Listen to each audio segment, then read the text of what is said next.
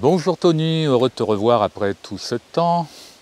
Tu proposes, déjà il y a pas mal de bouquins qui sont sortis, en particulier de nouveaux, mais tu proposes une philosophie alchimique, hermétique, assez poussée, assez complexe même, on peut dire, de premier abord. Mhm. Alors, qu'est-ce que ça t'apporte concrètement? Est-ce que tu en es satisfait? J'espère, puisque c'est toi qui proposes. Et est-ce que tu te sens libéré avec tout ce travail que tu nous proposes? Je pense que la question est inhérente à tout le monde. Tout le monde a cette préoccupation fondamentalement du pourquoi de la vie et pourquoi de la mort, puisque on ne peut pas les dissocier. Alors, mon cheminement, c'est quand même de trouver une réponse à cela. Et pour trouver une réponse à cela, j'ai fouillé dans pas mal de visions du monde. Et je me suis rendu compte que petit à petit, eh bien, il y avait divers ingrédients qui correspondaient à certaines satisfactions par rapport aux questions que je me pose. Et petit à petit, il est devenu évident que, en décortiquant, en comprenant petit à petit tout ce processus de l'alchimie, eh bien, il y a des réponses qui peuvent être données, mais surtout ça donne une structure. Une structure qui a divers aspects. Et l'alchimie les décrit bien. Le tout, c'est de ramener ces lois alchimiques, disons, ces connaissances alchimiques, dans d'autres domaines, enfin apparemment d'autres domaines, par exemple comme le tarot, comme les lettres hébraïques, comme les éléments de Mendeleïev, comme les divers chapitres du Tao Te Ching, de Lao Tse. Donc tout cela sont des approches qui sont apparemment très éloignées, mais par le processus alchimique basé sur une souffrance intérieure, un mécontentement intérieur, eh ben, il est possible d'avoir des réponses. Et je pense que notre incarnation, c'est une grande question qui appelle à une grande réponse. Donc une réponse d'ordre ésotérique, spirituel, alchimique, symbolique. Il y a diverses appellations, mais c'est toujours la même recherche en vérité. Et finalement, tu parles du tarot, du viking. Bon, pour toi c'est de l'alchimie, mais alors qu'est-ce que l'alchimie pour toi finalement? Et en particulier, qu'est-ce que tu fais de l'alchimie opérative? Est-ce que tu la balayes d'un revers de main au profit d'une approche plus philosophique? Dans un premier temps, eh bien, je suis passé plutôt par l'aspect philosophique, bien évidemment. Et puis ça continue, évidemment. L'aspect pratique vient confirmer quelque part et ouvre surtout des portes. C'est pas simplement qu'elle vient confirmer, mais elle montre des pistes de compréhension, bien sûr en faisant le parallèle entre des matières que l'on voit bouillir et des approches plus intellectuelles. Mais l'alchimie ne peut pas être balayée d'un revers de main, elle doit être vécue quand même, plus ou moins proche de l'aspect matériel, c'est-à-dire du fourneau, des feux, des sels, des choses assez métallurgiques, on pourrait dire. Mais ça donne quand même des indications sur l'évolution des matières. On voit que les matières se transforment à la main de l'homme, à la main de l'opérateur.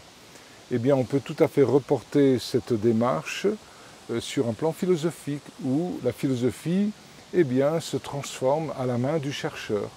Un chercheur qui a une certaine souffrance intérieure de questionnement, eh bien, appelle certaines philosophies plus poussées que d'autres. Pareil au niveau de la pratique alchimique, selon la compréhension que nous avons, eh bien, on utilisera certaines matières plutôt que d'autres, à des températures plutôt que d'autres. Donc ça se rejoint très facilement. Et le processus alchimique, il y a un déroulé très bien structuré, précis. Si on a la chance de connaître certaines personnes qui le pratiquent. Et là, on peut voir une structure, on pourrait presque dire une quintuple structure. Dans un premier temps, il faut préparer des matières, encore faut-il savoir lesquelles. Des matières, des sels, des feux, certaines macérations minérales. On parle de l'élaboration d'un électrum qui réunit diverses énergies. Ensuite, nous passons dans l'œuvre au noir. Et là, à travers les opérations, il s'agit de dégager quelque chose que j'appelle insoluble, quelque chose qui est apparemment de l'ordre d'un rebut, d'une pourriture, d'une matière sale, impure, etc. Le deuxième œuvre va travailler beaucoup plus sur des plans plus psychiques. Le troisième œuvre, qu'on appelle l'œuvre au rouge, le premier œuvre on l'appelle aussi l'œuvre au noir, le deuxième l'œuvre au blanc, et le troisième l'œuvre au rouge, c'est une coction des matières. Eh bien là, on serait plus dans une problématique de biologie archétypale. On touche à des choses du début de l'univers. Et comme c'est en mémoire en nous, on les réveille, on touche à des choses comme ça. Donc cette physiologie périssable dans laquelle nous nous trouvons, eh bien, commence à peu à s'effacer intérieurement. Extérieurement, on vit comme tout le monde. Intérieurement, il y a une biologie archétypale qui commence à émerger. On parle aussi d'un bébé philosophal. Et à un moment donné, donc, il y a une autre étape aussi qu'on appelle les trois multiplications, où nous allons revivre les trois œuvres, la généalogie, les problèmes de famille, la psychogénéalogie, les problèmes de couple, la psyché, et la biopsychogénéalogie, là on est dans la biologie archétypale, ça va être revécu mais en accéléré, c'est-à-dire qu'on va se retrouver dans des problèmes de famille, dans des problèmes de couple, dans des problèmes par rapport à notre biologie qui vieillit, dans sa carapace extérieure en tout cas. Eh bien on va les revivre et ça va déboucher sur le fait qu'il n'y a pas de solution. Ça veut dire que la solution a été trouvée antérieurement et cette non-solution, eh bien, permet d'aider son prochain. On ne peut pas séparer un processus spirituel authentique si ce n'est pas un instrument, un outil pour aider son prochain, non pas comme il aimerait être aidé pour prolonger des choses, mais comme une réponse radicale à sa venue dans l'espace-temps. Donc il y a quand même tout un remue-ménage d'énergie, de compréhension, d'incompréhension, de chaos, de bonheur intérieur, etc. En parallèle de la vie de tous les jours, eh bien, il y a quelque chose qui nous montre qu'il y a un processus alchimique extrêmement précis et pas si long que ça, mais ça s'adresse aux personnes qui sont prêtes, des personnes qui sont prêtes à se rendre compte que leur chaos intérieur est un feu secret. Et on retrouve tout ce processus que tu viens de décrire, on le retrouve dans la pratique alchimique. Dans la pratique du laboratoire? Oui. Ou même en spagyrie, tu pratiques la spagyrie, on retrouve aussi ces différents aspects. Voilà. Ces diverses étapes permettent l'élaboration d'un élixir. Ces élixirs sont complets. Étant complets, ils ne sont pas demandeurs de l'énergie de la personne qui va les consommer. Au contraire, ça vient remettre un mouvement, mais c'est la personne elle-même qui va se saisir de ce renouvellement de mouvement pour aller plus loin à sa manière à elle, avec sa philosophie de vie, avec sa pratique, avec ses épreuves, avec ses handicaps. Les personnes qui se retrouvent tétraplégiques, j'ai eu une personne tout à l'heure au téléphone, eh bien avec les élixirs, il y a les doigts qui se remettent à bouger alors que ça fait 20 ans qu'il n'a plus ressenti ça. Alors ça vaut ce que ça vaut, peut-être ce n'est pas les élixirs, c'est le moment, ça aussi c'est important. Les mêmes remèdes il y a 10 ans eh ben, ne fonctionnaient pas comme les mêmes remèdes aujourd'hui. Ça dépend de la conscience de la personne, ça dépend de tous les secrets de l'être en tant que microcosme. L'être en tant que microcosme a toutes les mémoires depuis l'origine de l'espace-temps. Et c'est dans une démarche de première œuvre, deuxième œuvre, troisième œuvre alchimique, c'est-à-dire traverser l'aspect satanique, arimanien, desséchant, l'œuvre noire, traverser l'aspect lumineux, luciférien, pour aller dans cet aspect christique. Ça, c'est le troisième œuvre, l'œuvre rouge, le chemin du Golgotha, de la nouvelle compréhension, par l'injection tout à fait naturelle d'hormones très spéciales, du thymus qui se réveille dans la petite circulation et qui vient toucher les deux lobes de l'hypophyse. Et là, il y a tout un changement endocrinien qui se fait en parallèle avec la conscience, les chakras, les séphirotes, pardon. Voilà. Donc il y a comme une transformation, non pas uniquement de la physiologie, mais ça va jusqu'à la biologie archétypale. Cette biologie va remplacer petit à petit la physiologie. Donc l'ici-bas va devenir un moyen de transfiguration, l'ici-bas. Mais entre l'ici-bas ignare et l'ici-bas en connaissance, la véritable œuvre rouge, il y a l'œuvre blanc, qui n'est ni plus ni moins qu'un dégonflement, une mise à jour, un démasquage de toutes les images pensées que nous logeons dans l'au-delà, faussement appelé le monde originel. C'est ni plus ni moins qu'un monde d'ectoplasme, c'est une hernie, c'est une bulle qui s'est formée sur une matière que nous avons plus ou moins reniée, perdue. Donc le fait de retrouver toutes les potentialités de cette matière, la physique va parler de l'interaction forte, eh bien, de retrouver un poids dans notre existence et non pas une simple pesanteur. La transformation par la conscience de nos cellules fait que nous sommes dans de plus en plus de gravité. On devient plus lourd, entre guillemets, que la pesanteur habituelle. Donc l'être s'incarne de plus en plus dans ce monde spatio-temporel en le rendant petit à petit de plus en plus proche de réalités intemporelles. Et tout ça dans le même espace, le même petit espace corporel dans lequel nous sommes, la conscience modifie et dégonfle tout le caca spirituel de l'au-delà. Donc la recherche alchimique, que je qualifie de gnostique pour essayer de montrer qu'il y a quand même une différence, eh bien ce n'est pas de rechercher toujours plus haut, toujours plus haut, toujours plus haut, toujours plus pur, ça ce sont des étapes, mais il y a un retournement qui se fait à un moment donné où la physiologie, elle est précieuse de manière à faire pénétrer des énergies archétypales. Et là, nous sommes dans un processus christique. Le troisième œuvre, c'est le Christ. Et le Christ rassemble dans nos os internes, E-A-U-X, dans nos os internes, c'est un rassemblement des mémoires depuis l'origine de l'espace-temps, et c'est par des os, E-A-U-X, de ramener toutes ces mémoires, de rassembler les feux qui sont dans ces mémoires aqueuses, eau. Et ensuite, le passage de Christ à Jésus, qui est relié aux trois multiplications, c'est-à-dire l'aide à son prochain, se fait par une matrice qui n'a pas chuté dans l'espace-temps, qui est Epinoïa, qui s'incarne en Marie-Madeleine. Marie-Madeleine, c'est du feu surtout et des eaux, alors que le Christ, c'est des eaux et du feu. Donc, le véritable feu est féminin, la véritable eau, ou les eaux, c'est masculin. Il y a comme une inversion qui se fait à cette étape-là au niveau du troisième œuvre. Voilà. Donc on peut voir ça de manière ésotérique, de manière concrète. Donc d'une manière opérative, disons, au labo, celui qui pratique une approche, voie humide, voie sèche, ballon, creuser, il peut reproduire tout ce que tu viens de décrire.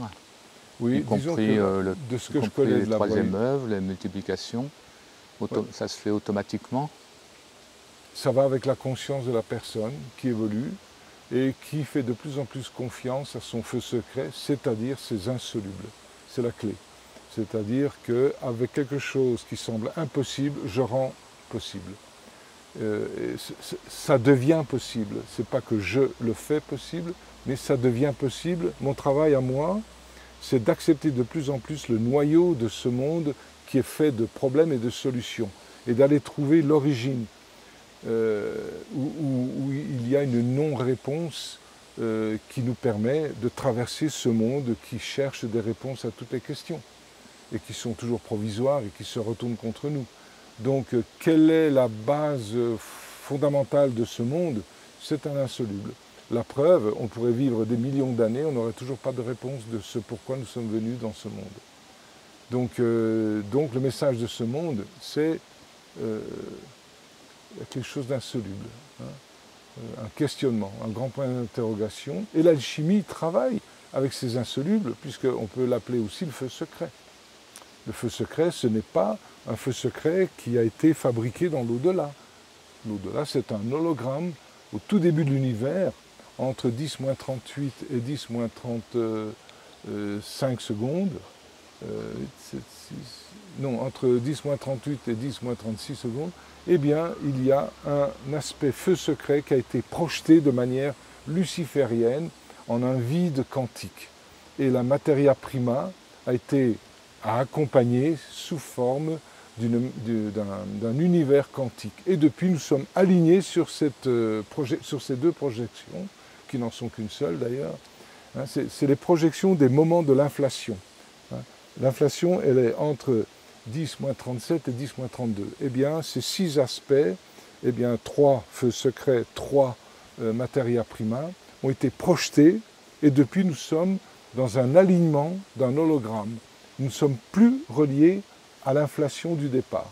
Et c'est le chemin christique qui nous permet de retrouver ces 6 aspects du feu secret de la materia prima.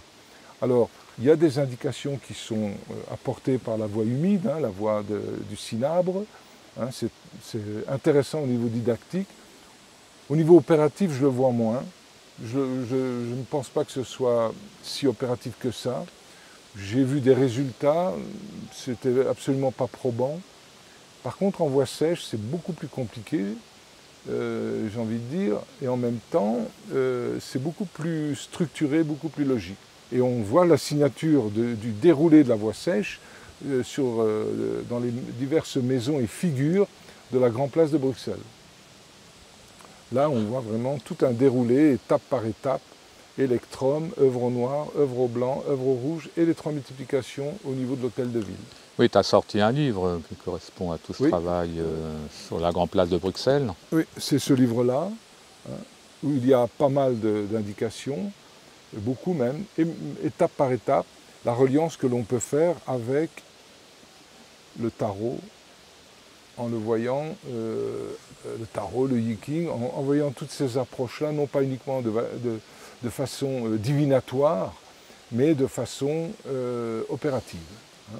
Ça donne de belles indications, et tout à fait naturellement et tout à fait facilement, à partir de ce grand œuvre, hein, alimenté de symbolisme, automatiquement, très facilement, nous avons une démarche thérapeutique.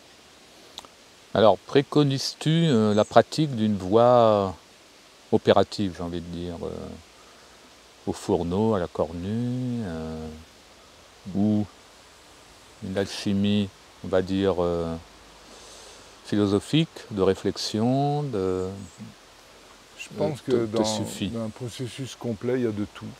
Mais la base, pour moi, de ce que je connais, de ce que j'ai pu pratiquer en compagnie, eh bien, c'est la voie sèche, les creusets, voilà. La voie des ballons avec la voie du cinabre, j'ai pratiqué aussi. Encore une fois, pour moi, c'est pas probant. Mais bon, elle est séduisante. C'est une voie séduisante parce que, par exemple, les 3 principales chimiques, sel, soufre, mercure, ben là, c'est du sel, c'est du soufre et du mercure. Alors, c'est assez sympathique. Et je pense qu'elle apporte beaucoup au niveau d'une démarche alchimique spirituelle. Je le vois plus dans un aspect spirituel, voire religieux, puisque le grand monsieur de cette voie-là était Roger Caro, et qui était très versé dans la religion. Et voilà, donc c'est une belle démarche à ce niveau-là. Les bouquins sont agréables à lire aussi. Après, au niveau de la pratique, et puis là, ça débouche vraiment sur une approche qui est moins évidente au départ, à mon avis, beaucoup moins évidente d'ailleurs. Ça prend plus de temps. Mais bon, on a la chance aujourd'hui d'avoir la possibilité de mener cette voie très loin. Très loin.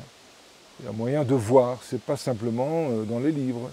Hein, la voie pratique, et là, au niveau de la pratique, je trouve dans la pratique de la voie sèche, c'est beaucoup plus clair que la voie du cinabre. La voie du cinabre, c'est comme si on devait se contenter d'une approche qui n'est pas évidente en fait.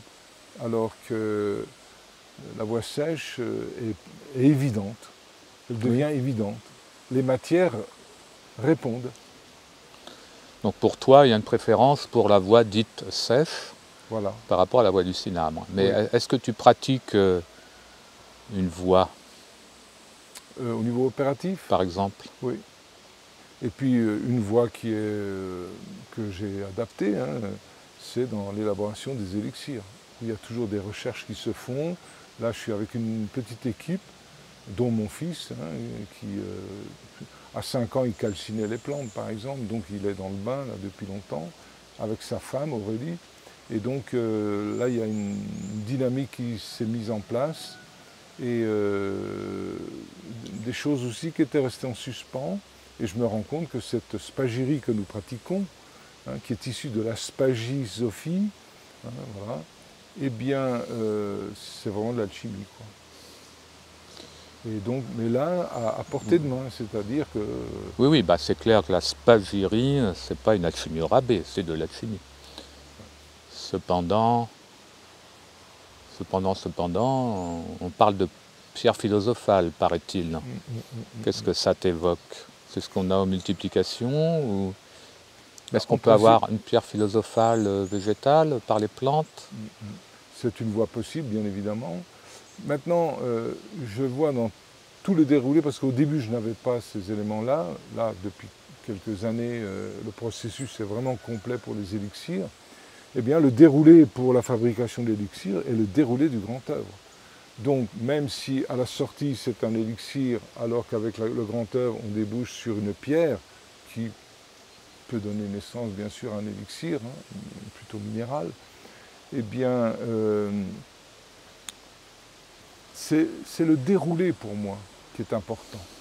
Ce n'est pas tellement le but à atteindre, bien sûr il en faut un, mais c'est le moyen d'y aller.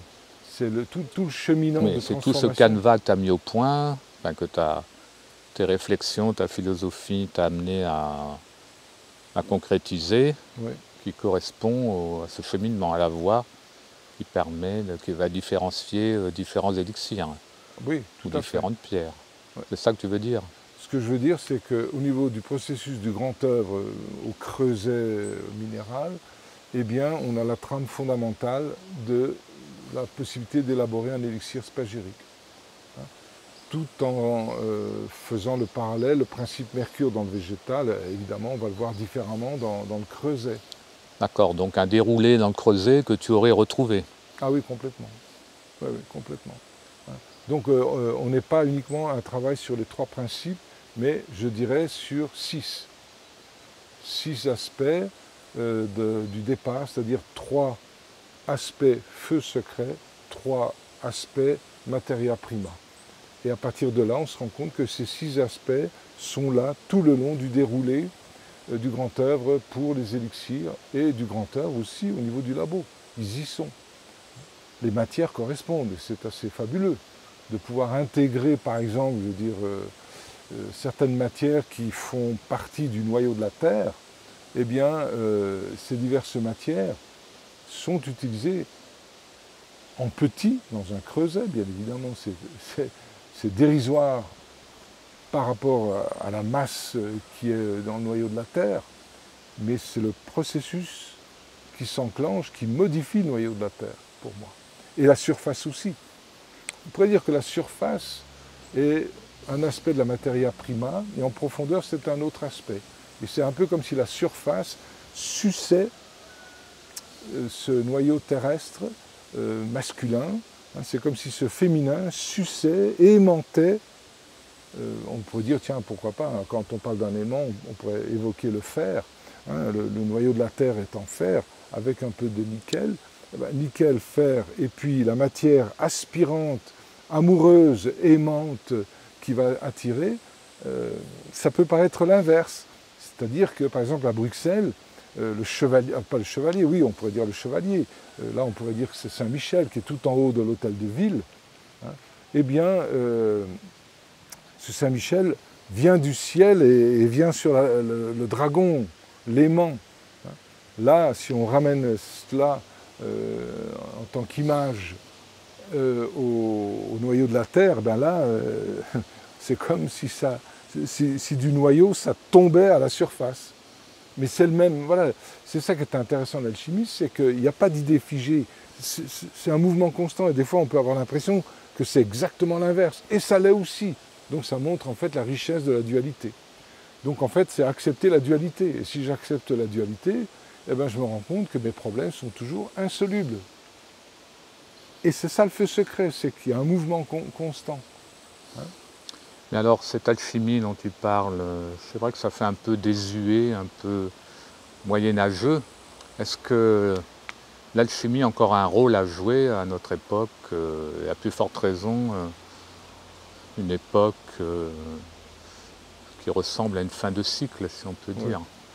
C'est justement parce qu'on est dans une époque comme ça qu'on va pouvoir concrétiser toutes les approches alchimiques. Là maintenant c'est le moment. Ça existe, il faut peut-être chercher. Est-ce que c'est le moment de libérer les informations et Elles sont déjà libérées. Les vraies informations sont à portée de main. Les vraies informations. Et il faut simplement avoir une rencontre, je sais pas, mais ça peut être une rencontre intérieure, c'est pas forcément de rencontrer quelqu'un à l'extérieur, mais la rencontre intérieure avec ces insolubles fait qu'à un moment donné, sur le plan extérieur, on rencontre un ami ou une amie, ou voilà, qui va nous donner des éléments pour concrétiser, si nous sommes prêts, pour concrétiser ce déroulé alchimique, ce déroulé de grande œuvre alchimique jusque dans la matière. Parce qu'il ne suffit pas de dire, tiens, on va mettre un peu de cinabre, un peu de cuivre, je ne sais pas, je dis n'importe quoi. Hein. Non, pourquoi on met ça? Et pour ça, donc, ça a demandé peut-être des années, des vies et des vies de préparation. Et nous vivons une époque trouble, évidemment, hein, complètement artificielle avec ce qu'ils ont mis en place. Et peut-être que c'est maintenant, c'est même certainement maintenant, où il y a des réponses radicales et puissamment renforcées s'il y a une pratique au creuset. Et cette pratique se fait de manière très, très limitée, certes, mais ce n'est pas sur la place publique, hein, bien sûr. Mais c'est nécessaire qu'il y ait une pratique, hein, et donc de connaître des matières aussi, pour pouvoir les transformer. Donc cette pratique ouvrirait des portes subtiles pour notre époque, oui.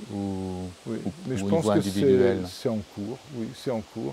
Et j'en veux pour preuve la réaction qu'il peut y avoir face à cela inconsciemment. Réaction violente, réaction de détruire notre physiologie et nos aspects subtils,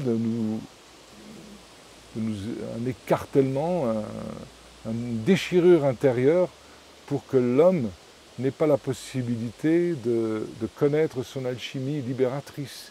Je pense qu'il y a des énergies sur le plan occulte qui font tout pour empêcher ça. Mais c'est maintenant que ça se passe. C'est vraiment maintenant. Et pour faire de l'alchimie, il ne faut pas un maître, il ne faut pas quelqu'un qui enseigne, oui, mais pas selon... Une filiation, oui, mais pas selon la vision qu'on pourrait imaginer.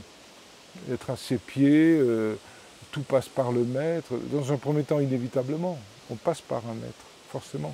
Un maître ou ce qui a qualité de maître. Ça peut être un livre aussi, une expérience, un accident, il y a ça aussi. Mais malgré tout, pour mettre les points sur les i, pour parler concrètement, pour parler, il faut qu'il y ait un homme, une femme qui s'exprime, qui a écrit, qui dit des choses. Celui qui est sincère dans sa recherche, il le trouve. Une sorte de transmission. De transmission, oui. Et c'est nécessaire aussi pour le maître de transmettre, mais il doit faire attention, il ne peut pas... Je ne suis pas un maître, hein, on est bien d'accord, hein, j'en suis pas du tout là. Moi, j'observe tout ça. Eh bien, un maître qui maîtrise sa science, je dirais, sa démarche, il ressent au plus profond de ses cellules le besoin de transmettre. Mais pas n'importe comment. Ça peut être une difficulté pour quelqu'un qui a la connaissance.